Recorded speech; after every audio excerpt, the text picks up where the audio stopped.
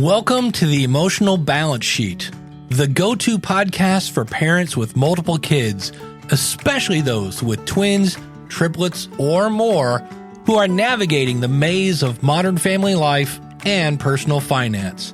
Whether you're overwhelmed by education or retirement planning, parenting dilemmas, career transitions, or trying to define your purpose and plan, we're here to guide you with empathy, encouragement, and expertise. Hosted by Paul Fenner, founder of Tama Capital, a certified financial planner and parent to 4 kids, including a set of triplets, our podcast is your ally in the quest for financial peace of mind, proving that money matters, but family comes first. Subscribe now and join our community of empowered parents at tamacapital.com. This podcast is for informational purposes only and should not be relied upon for investment decisions. Clients of TAMA may retain positions in the securities discussed in this podcast. There's no doubt that the COVID pandemic impacted all of us in some way. But for some of us, it changed our lives for the better, and for others, unfortunately, it changed it for the worst. As a mental health counselor at an academic institution, Dr. Erin Halligan-Avery needed a creative way and an effective way to connect with students without meeting with them one-on-one. The difficult situation ultimately set the foundation for Erin to become an entrepreneur. Erin stressed during our conversation the importance of finding trusted advisors and finding meaningful connections within those. She shares how relying on a community-based approach and asking for help and embracing support can lead to success. Please enjoy my conversation with Dr. Erin Halligan-Avery. Well, Dr. Erin Halligan-Avery, welcome to the Emotional Balance Sheet podcast. Thank you for having me. Happy to be here. Why don't you give our audience a little insight into who you are, what you do, and then we're really going to focus on, as we often do on the show, is life transitions. And you had a really big one where you transitioned from a corporate role into not a different corporate role, but into your own business. And so I'm really interested to find out like how that transition happened. I love hearing people's stories, and I know the audience does as well, because they can take a lot of, actionable steps from a conversation like you and I are going to have about this and figure out, okay, how do I work this into my own life? Yeah, I love that. I love the fact that we're real people doing real things.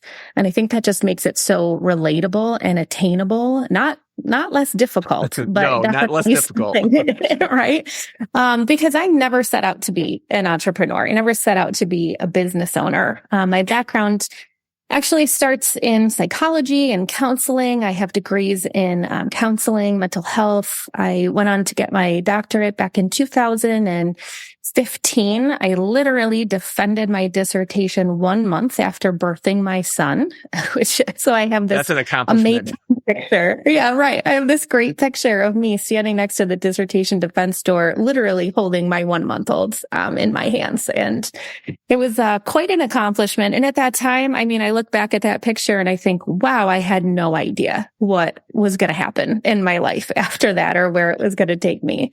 I thought for a while that I wanted to be in the mental health space doing therapy and supervision of therapists full time. I found out as a highly sensitive person and crazy empath, crazy in the most loving, wonderful, adoring way possible, that it was way too much for me to sit constantly with people who were in deep, dark, challenging, difficult places, because I was absorbing that energy day in and day out. So I moved more into the supervision role, which I really loved. It was one step removed. And then I went on to do some academic related work in terms of being a professor and assisting just sort of in classroom stuff. And I really enjoyed that. But I found my home base in higher education, specifically in student affairs. So all of my jobs in student affairs were involving students who needed support, care, guidance in some way, shape, or form, whether I was a disability support coordinator, if I was running our behavioral intervention team or student support network, which I'll get into a little bit. I oversaw a health and counseling and health promotion center at one of my institutions, loved that. And I actually ended what I didn't know was going to be the end of my higher ed career, overseeing wellness programs and services at a large institution here in upstate New York. Loved that job, probably my favorite job, my favorite colleagues I ever had, which made it even more difficult to walk away from. So I'll go back to that case management piece for a second, because when I was overseeing student support, it was maybe 2 years after the Virginia Tech tragedy. And a lot of institutions of higher ed at that time were saying, we need to identify students who are struggling and share that information widely across our college counterparts and staff in a confidential, reasonable, and appropriate way. How do we do that?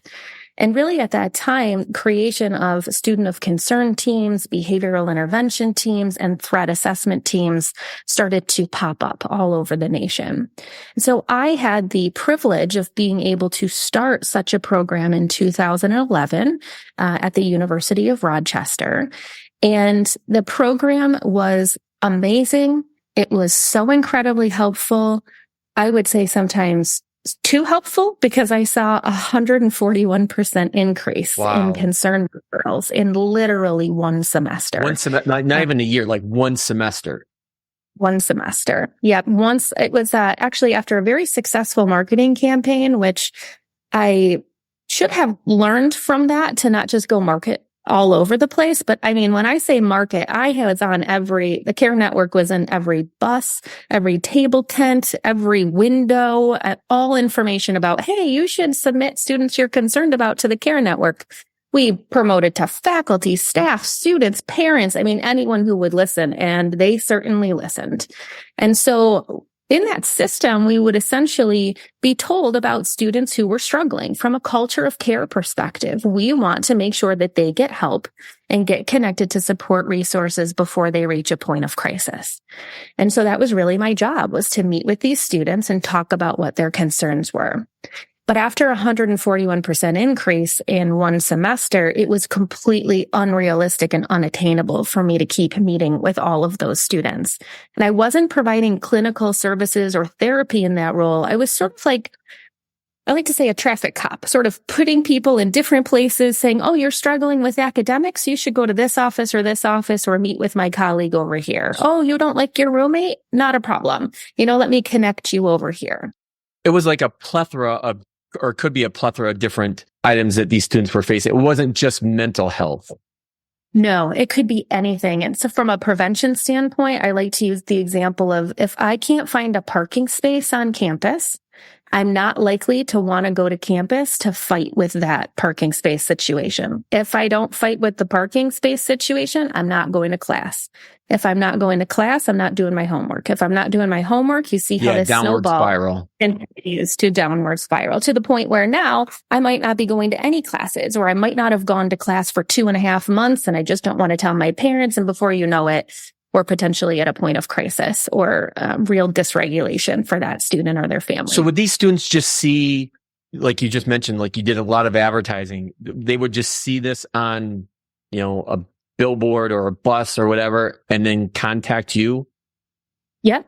Well, we had a system. And so essentially imagine that you would walk around campus and it would say, concerned about yourself or someone else, let us know.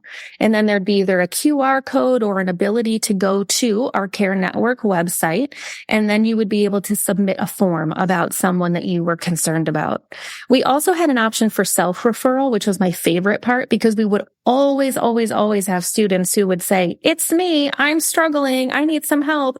And then they just didn't know where to start. So they would come and meet with me. Do you know what the percentage split was between people that, I guess, like self-reported or needed help and came to you on their own versus others that reported people to you?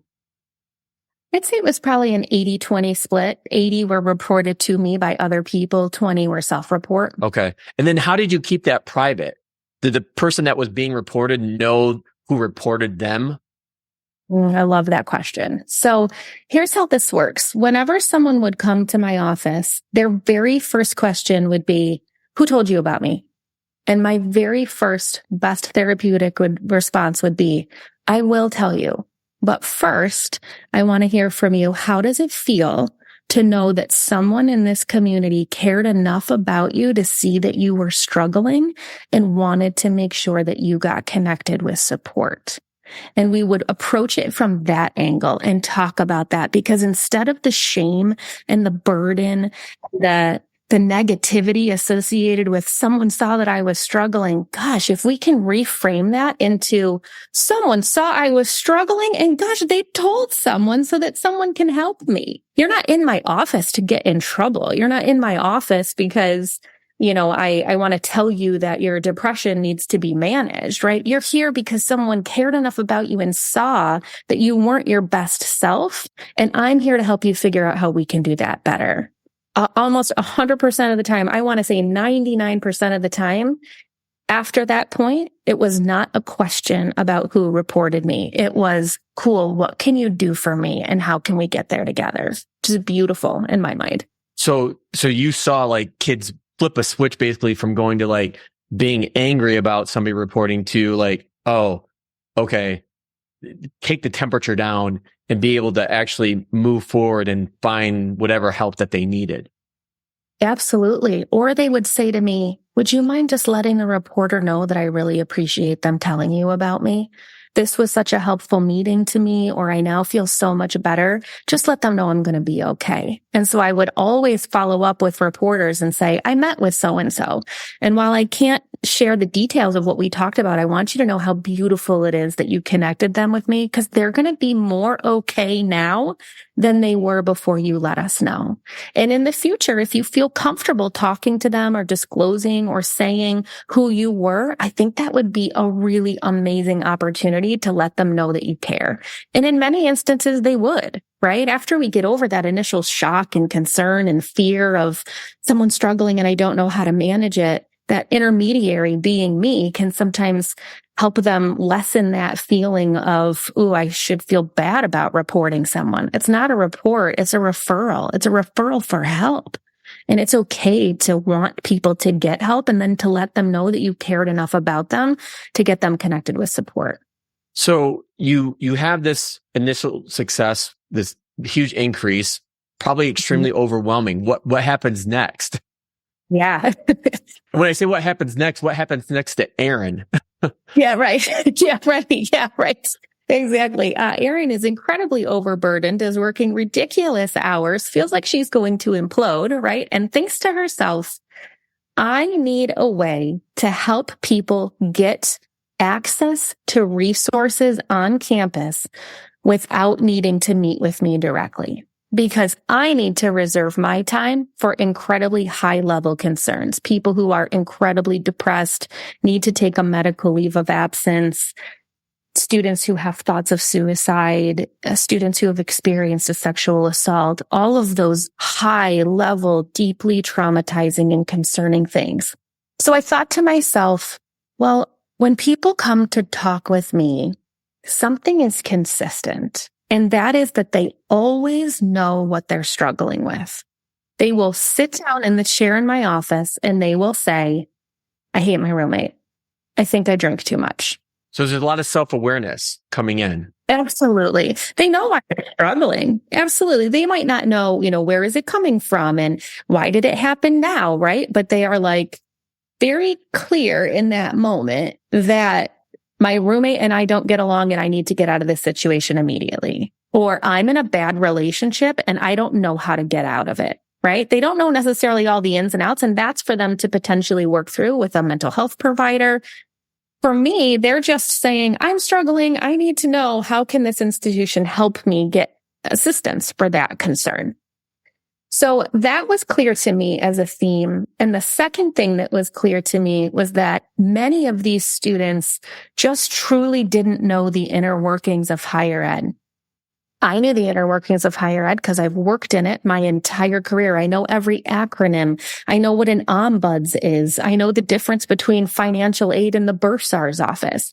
But I thought, why do we require these students, these parents, to have to know what office supports their concern? Why can't they just know what their concern is?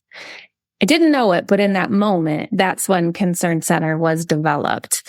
And I essentially worked with a friend of mine from high school, created the initial Concern Center platform, and honestly thought that would just be it. We'd create it, we'd implement it, we'd use it to help support me in my job so I could maybe sleep at night and not be answering emails at all hours. And then 32% of the undergrad student population went to the Concern Center platform in the first month that it was deployed on campus. And I thought, well, that's incredible. Look how many people we are able to help or get connected with support. And I certainly didn't meet with every one of those people, but this tells me that we have a customer service problem. We have an issue with digital accessibility and knowledge of what resources exist on campus to support different concerns. And I think we might be onto something here. So you and your friend took this on your own to try to develop something while you were still working in your, yes, we'll call it day job, to figure out something to help you through your day job. Oh, yes. Did I get that Absolutely. Right? Yeah, you got it. You nailed it. And then shortly after that, these other institutions started reaching out to me and being like, where'd you get that? We want that.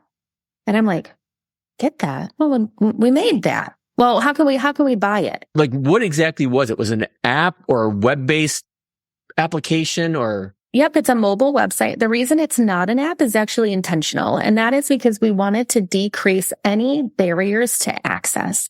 If you have to download an app, download the updated version of the app, have certain phone compatibilities, all of those things could potentially be getting in the way of someone finding the resource they need. That's interesting because you would think that having it mobile would be more of a non-hindrance because you could access it quicker, but to all the things you just mentioned, that makes sense too. Well, because it's a URL, essentially a website, it still is mobile. It just doesn't require you to have app capability, right? So as long as you have the URL to your organization's version of Concern Center, you can access it just like you access target.com, on your mobile device. So it was intentional because when we talk about access, for Concern Center, we talk about ease, efficiency, and equitability. Those are the three things we care very much about. And as long as we are sure that a user who is struggling can get connected with the resources on or off campus that can support their concern within a very short amount of time, we feel like we're doing our job successfully. So you build this platform. It literally blows up overnight on your campus. And then you start having people find out about it from other institutions. So how did other institutions find out about it? And then where did it go from there? So I attend a lot of conferences. So I would talk about the Concern Center platform and what we were doing at different conferences that we attended. I also sit and have sat for the last 9 years on the National Behavioral Intervention and Threat Assessment Board, which is a really wonderful organization that helps support really institutions of higher education, businesses, and K-12s to get their student support teams and threat assessment teams up and running. So they were assistive in telling campuses about us. Students would tell other students who would then tell administrators on their college campus, how come we don't have something like this? So as far as I know, those are the main ways. I would just literally have people calling me and saying, how do we get that? How do we get that on our campus? And you would think that that would be the end of this beautiful story, right? That I would be like, and then we became an overnight success and it was wonderful and we all lived happily ever, and I run my own business. And that is 100% not what happened at that point. Well, that was my next question. Now what? Here's the big transition. Then I went into denial. And I was like, that's really great. That's wonderful. I'm so happy this can help people. Sure. Let's give this to some schools, let's help them do what they do better. And I'm like, I am a student affairs higher ed professional. That's what I'm going to be, a VP of student affairs someday. I'm just on this track. That's what I'm going to do. And I went on, I got another job. That's when I was overseeing the health and counseling center. And I just sort of put it on the back shelf. The man from high school who worked with me to create it was like, you should really turn this into a company like this. You should really be a business. I'm like, I'm not a businesswoman. There's a lot that goes into that. So was everybody just was all the other institutions, including the one that you built it for, just using it for free basically? We would sell it for a very nominal cost. At that time, it wasn't even a SaaS model. It was like, oh, here you go. Here's some code. It was just really like the exact opposite what anyone in a tech industry would ever want to do, right? Yeah. It's code based. All of those clients have now turned into SaaS-based customers, I should say. So that's good news for us. But I didn't want to be a business owner. That wasn't part of my identity at the time. I wanted to be in student affairs. I loved working in higher education. I had been recruited when I was at one of my positions to go to this special event in New York City, not upstate, definitely the city, for people that they thought had promised to be VPs and presidents of institutions. And I remember getting to the end of this 3 or 4 day event and them saying, please tell us, what is your biggest takeaway? And they said, Erin, what is your biggest takeaway? And I just said, I do not want to be a college president. That is my biggest takeaway. That sounds terrible. That sounds like not at all what I want to be doing. But VP of Student Affairs, yeah, sure. That sounds really great. And so I would still get calls occasionally about Concern Center. And, I answered most of them, maybe sold for nominal rates. I think at one point the man who helped create it was like, I'm just going to start this business, right? And I'm like, you can, but if you don't have any connections in this space, you're really just an IT guy. And I don't say just an IT guy, like with the word just in front of it, because IT guys rule the world. IT people rule the world. But at that time, I really just didn't have this desire to move this forward.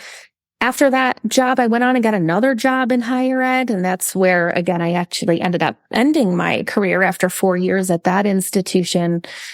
But it wasn't until COVID that this whole thinking and thought process started to change for me. I would dabble in it. I actually went through the steps associated with being a official legit business in 2018, which was before COVID. So I had some, early thoughts of it. I had created the Google Drives, I had created the logos, all the things, the fun parts, right, of business running.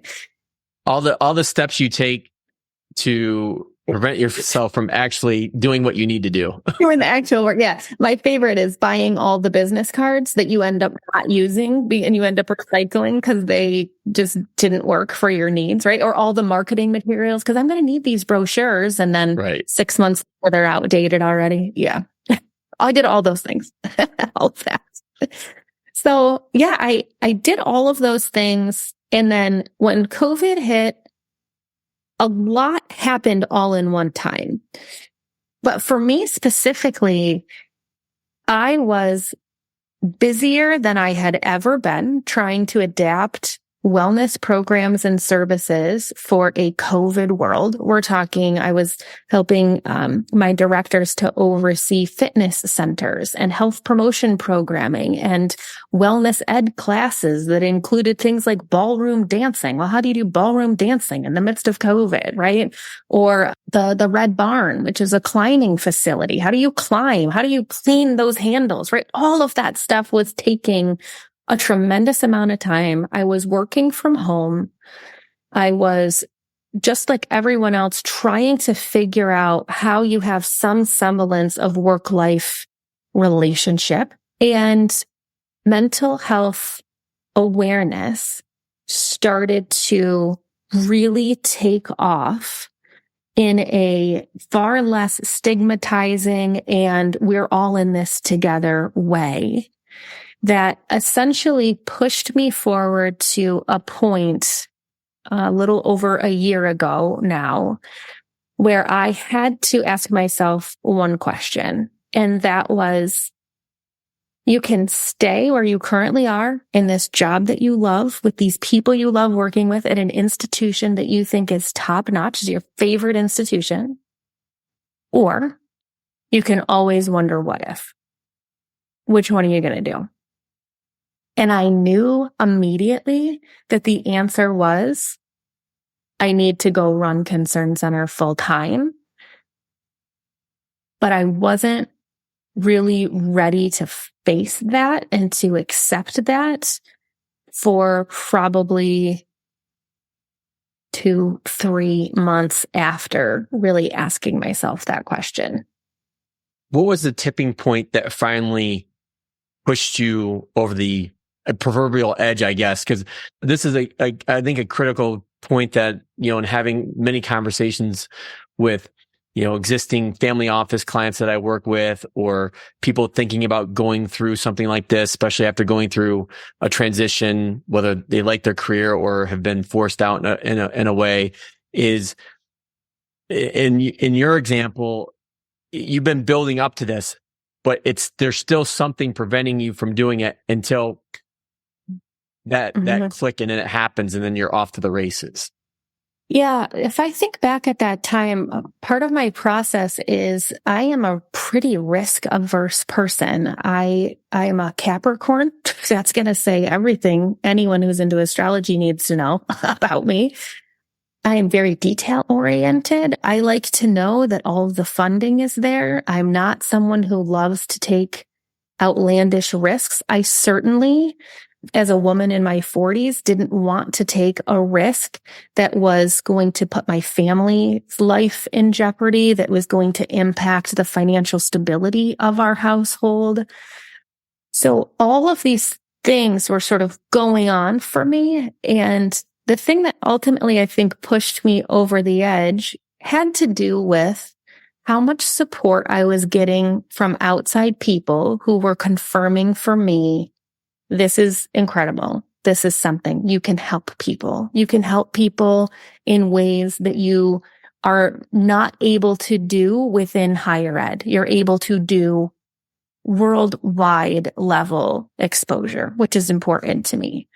I had the support of my family, which was incredibly important to me. I think my husband was on board for me doing this back in 2018. And he will tell you, if you were literally in this room today, he would say, there's not anything that you don't touch that doesn't have success associated with it. I believe in you, hands down, and I support you 100% of the way. So that was critical. I'd be lying if I said there wasn't a part of me that also thought, well, if it's a complete failure, I can just blame it on him, right? You can't force me to do it.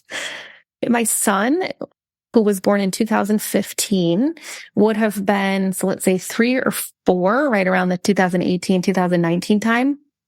And it is important to me that he understands that women are strong and capable and take risks and are leaders. And so I would be lying if I didn't say that he was a really important part of my thinking about what type of legacy, and when he's sitting around with his children at some point talking about me, what's he going to say, about his mom? And I want one of the things that he says to be like, my mom took calculated risks and she put her heart and soul into everything, and she didn't stop until she got there.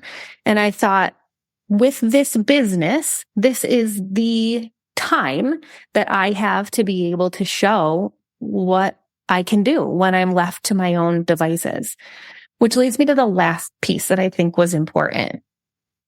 I had found in every institution of higher ed I had been a part of, and to be fair, I genuinely think this would be every single industry, that I just didn't feel like I fit. I was the person in the meetings who would think about things differently than other people. I would be the person who would get incredibly annoyed with the fact that the efficiency associated with what we were doing was way off. It just wasn't working in the way we needed to. I would receive feedback from my supervisors that I wasn't patient enough. And I would think to myself, no, I'm not patient enough because we don't need to take this long to make a decision about something, right? And after 4 institutions and experiencing the same feeling over and over again, I decided it's not the institutions, it's me. And the me is that I just don't fit in this type of situation, this type of environment that is controlled by other people, that has a whole bunch of overhead and red tape, my success is tied to people that I don't get to choose who are around me, but instead have just been sort of imposed upon me as my supervisors or other people up higher in the chain of command. And I thought, you have to own that at some point, Erin, that's you and that you're different than that. I'm not going to say better or worse, but you're different and you just don't fit. And so you can either spend all your time trying to get higher ed to change for you, or you can say, I'm just going to go do my own thing and I'm going to run it the way that I want to run it. One of the things I had noted was this term that you used when we were emailing back and forth was your expertise is in feeling my way through life. And I was going to ask you if you could elaborate on that, but I think you just did. Yeah. I am a highly sensitive person. And for those who might not know, HSPs, which is what we are called, is like a legit. Yeah, I was going to ask you to explain that because I've had Melody Wielding on the show. I don't know if you know of Melody and her work, but she uses this term sensitive striver. And she's wrote the book, Trust Yourself. It's on my bookshelf back there. And Melody is great. She's been on twice. She does a lot of LinkedIn learning education videos. And so when I saw that you had put that down, highly sensitive person, I'm like, I'm not sure exactly what that means, but I thought of Melody first. So walk us through what that is. HSPs, highly sensitive people, it's really hard to explain unless you are one. So essentially, we feel things so incredibly deeply that the entire part of our existence is transformed by all the things that we feel at all times. We see the world a little bit differently. We are highly empathic. Sometimes we have just like extraordinary senses associated with things. I don't mean to make it sound like there's like a clairvoyant component associated with this. When I said that, it sounded a little more like mythical than what I mean for it to. But highly sensitive people essentially feel things so incredibly deeply that it's this innate sense of connection to people around us, to relationships that we have. And it's sometimes hard to be an HSP because it's like you're this live wire walking around all of the time, just feeling and taking on the emotions and connections about everyone around you. Like I mentioned in the beginning about not being able to do therapy, I didn't know at the time that I was a highly sensitive person, but I was taking on way too much. My senses were overloaded at all times by the weight of the challenges and grief that people were feeling. I now have an HSC, highly sensitive child. Thank you, genetics. And so I am seeing in him, the most beautiful, sensitive, empathic, loving, caring version of what a child could be. And also the challenges associated with being an 8-year-old with really big feelings and helping him learn how to navigate that in this sometimes not so receptive world. Looking back at your journey, if you were, talking to one of our listeners about that's in a similar situation, but is still on that teeter-totter, if you will, about what direction to go in, what specific advice or action item would you tell that person? Oh boy. I would say find trusted advisors and people in your life whose opinions you respect above all else. And this includes not just people who are going to tell you what you want to hear. My best friend's a great example of this. She's going to tell me how it is, what her opinion is, and she's going to see me in a way that I either don't want to see myself sometimes, or that I conveniently put aside so that I don't have to think about it. When you have those trusted advisors, and when all of them are on board and saying to you, let's do this, let's support you, let's figure this out together, you have the basis, in my opinion, of what can be an amazing next step. Because it is not due to the own hard work of myself that I have gotten where I am today. It's because of leaning in and finding those connections that are incredibly meaningful to me, asking people for help, telling people I don't know how to do something, and relying on that community-based approach to get me where I am. If people have that, I would say you are well on your way to knowing that your idea or whatever it is that you're trying to get off of the ground is in a really good place. I think that's very sage advice and very elegantly put. And we'll put the link to the Concern Center in our show notes as well for the listeners. But my closing question that I ask all of my guests is, what is the best thing about being a parent? Wow, the best thing about being a parent. For me, it is the unconditional love that I am able to give to my child, and that I know he gives back to me even on our toughest days. That level of connection and love for me is not of this earth. You can see I get teary-eyed when I talk about it. It really has changed me as a human being to know that that level of love exists in this world, and has forever changed since I've had him what the rest of my experience walking through this life has looked like. Well, Erin, I don't think there's anything else I could add to that. And it's why I end with that question with almost every conversation I have, because the answers vary, and to see the emotion that people show is just incredible. So I can't thank you enough for being on the Emotional Balance Sheet podcast. Again, best place for people to find your work is at the Concern Center, correct? Yep. www.concerncenter.com. Follow us on social media. We'd love for people to follow us, share us, continue to learn about our journey, and just participate with us as we continue on this crazy, wonderful, awesome road. Well, terrific. I'm sure we'll be having more conversations in our future, but thank you so much, Erin. We appreciate you being on. Thanks for your time. Awesome to meet you.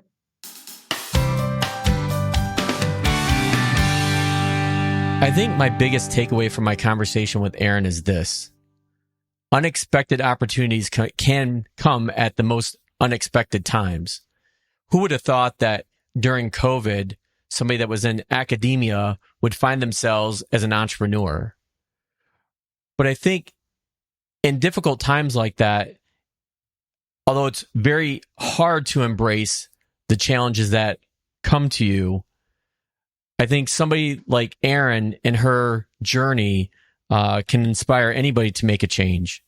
And the fact that from a financial perspective, she was prepared for this as well. I think that's the other point when it really comes to financial planning, is it's not necessarily about retirement or college for your kids. It's about what can we plan to do now, and what can we plan for the unexpected. So obviously we can't plan for everything, but having the ability to leave a job that you don't like, or to start a business when an opportunity is presented to you, can be life-changing experiences. If you've enjoyed this conversation, could you do me a favor? Do you know anyone else who would enjoy these types of conversations where we talk about the intersections of our emotional and financial lives? Because if you do, it's actually going to help both of us. Could you share this conversation with someone? They will think you're great because you just gave them this terrific podcast, and it helps me grow my audience. Or you can tell them to go to tamacapital.com. Thank you so much, and we'll see you next time.